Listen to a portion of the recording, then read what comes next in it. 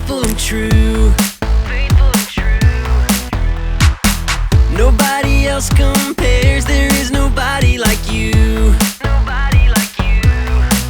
Oh, and I can't stop thinking about how amazing your love is, amazing your love is. I can't stop giving it out, I was made for this. Everywhere I go, I can't stop sharing your love. Everywhere I go, I'm reaching out for someone just like you do for me. You give your love for free. Everywhere I go, I can't stop sharing your love. Everywhere I wanna love the way you love. I wanna see the way you see. I wanna give the way you give, because the love that you're giving to me. Everywhere I go, I can't stop sharing your love. Everywhere I go, I'm reaching out for someone just like you do for me. You give your love for free. Everywhere I go, I can't stop sharing your love. Everywhere I go, I can't stop sharing your love. Everywhere I go, I'm reaching out for someone just like you do for me. You give your love for free. Everywhere I go, I can't stop sharing your love. Everywhere I go. Everywhere I go. Everywhere I go.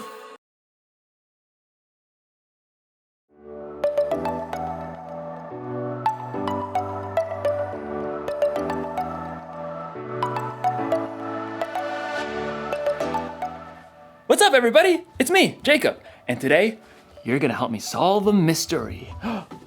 The case of the mysterious envelope. Dun dun dun! What do you think it is? Is it a thank you gift? A prank?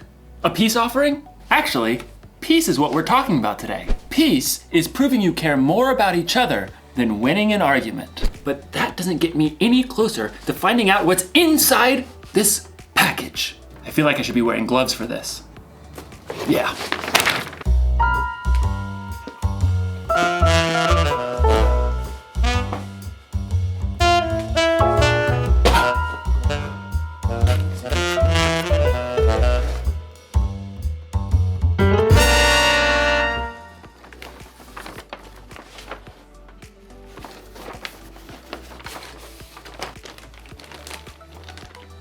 Monkey bridge? What's a monkey bridge? A few twigs and some string, but no instructions. Another mystery. Dun dun dun! I mean, clearly this is a bridge building kit. Well, maybe the sticks are the decking? But how do maybe I'm supposed to weave it together. This doesn't make any sense. I gotta get creative. I gotta think outside the box to find a solution. Actually, that's exactly what someone in today's story did. Now, how do you build a monkey bridge? The Bible. It's 66 books of history, stories, letters, and poetry that fit together to form God's one big story. The epic adventure of how He created us and loves us so much that He made a way to rescue us. As we travel through the Bible, from Genesis to Revelation, we discover people who met God and found their lives changed forever. Now, for an amazing story, inspired by the book of 1 Samuel, chapter 25. God had promised David would be king, but for now, King Saul ruled Israel. David lived his life on the run, followed by a group of misfits who had become friends and servants. One day, they arrived in the desert of Paran, near the land of a wealthy man named Nabal, who owned 3,000 sheep. We'll set up camp here, man. At first, Nabal's servants didn't know what to think. Too many strangers around these parts. We've had food and sheep go missing. But David's men were honorable. They didn't try to steal from the shepherds. In fact, David protected Nabal's shepherds from any harm. Stay as long as you like, my friend. About time for sheep shearing, isn't it? Oh, yes. Nabal will hold a grand feast when it's all over.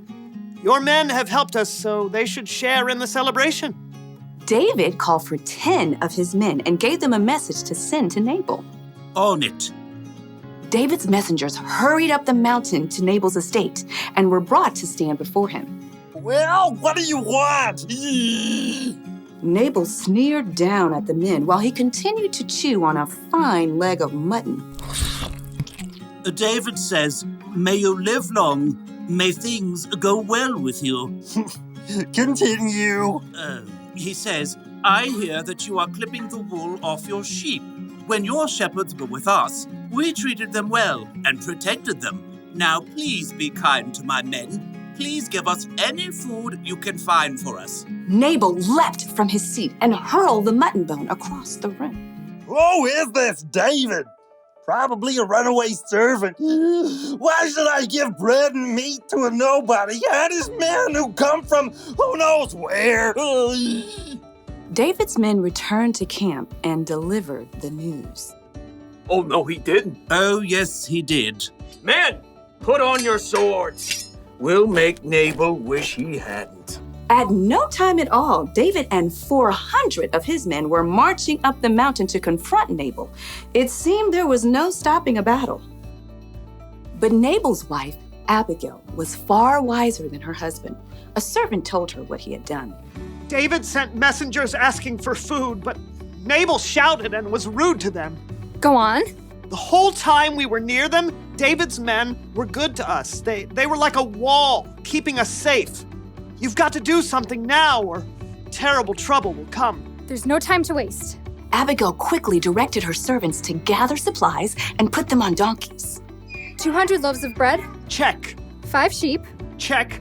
1 bushel of cooked grain, Check. 100 cakes of raisins, and 200 cakes of figs. Check. And check. Well, you go on ahead. I'll follow. The donkeys, loaded with good food, started down the mountain. Abigail got on her donkey and followed. From the valley, David and his men were approaching. Everything we've done has been worthless. I watched over this fellow's property, but he's paid me back evil for good. We'll wipe him out. As David's anger grew, though, he spotted something along the path. A pack of donkeys. What's this? Well, it looks like they're carrying something. Food for a feast, I'd say. Behind the pack of donkeys, Abigail prepared for what lay ahead. I must stop this. The moment Abigail saw David, she slid off her donkey and fell face down on the ground before his feet. Please, let me speak. Let me take the blame for Nabal's actions. Abigail raised her eyes just enough to notice David's surprised face. He nodded. Don't pay attention to Nabal. He's always doing foolish things. I'm sorry I didn't get to see your messengers, but I've brought a gift for you. Right now, the Lord has kept you from killing Nabal and his men. Let the Lord deal with your enemies. Abigail rose to her feet. David and his men listened, surprised by the strength of her message. You fight the Lord's battles, so he will give your family line a kingdom that will last. He'll make you ruler of Israel. And when he does, you won't have a heavy load on your mind about killing people with no reason. The Lord will give you success. When that happens, please remember me. Abigail took a deep breath and waited. David smiled. Give praise to the Lord. He sent you to find me. May he bless you for this. You have kept me from using my own hands to get even. David's men unloaded the food that Abigail had brought. Go home in peace. I'll do what you have asked. Abigail made her way back up the hillside to her home. She had chosen to humble herself and do the hard yet creative work of making peace. In the end, Nabal paid the high price for his foolish anger, but God blessed Abigail.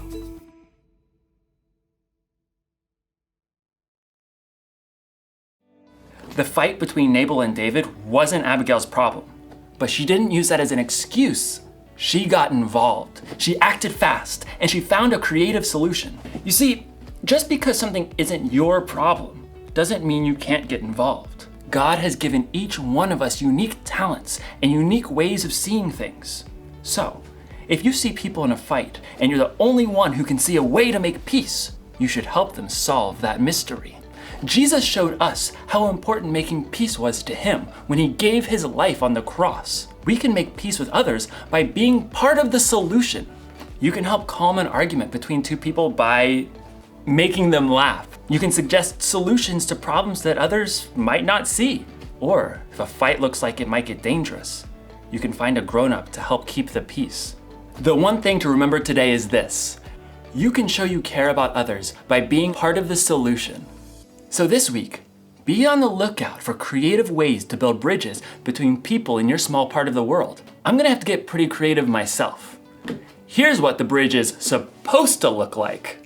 Mystery solved! You know, if that bridge was full-sized, I could cross an entire canyon on that one thin little rope.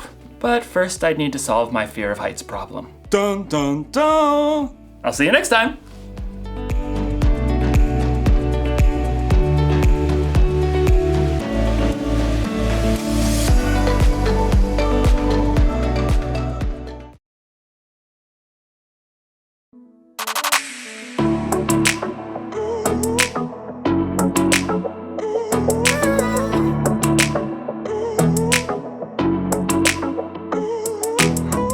Oh God, I know you're always near.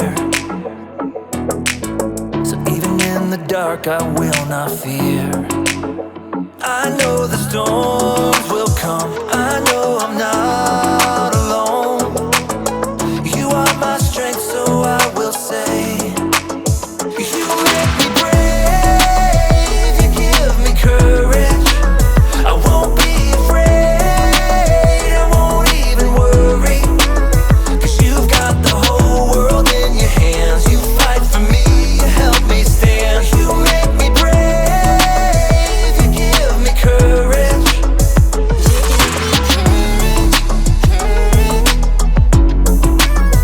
You give me courage.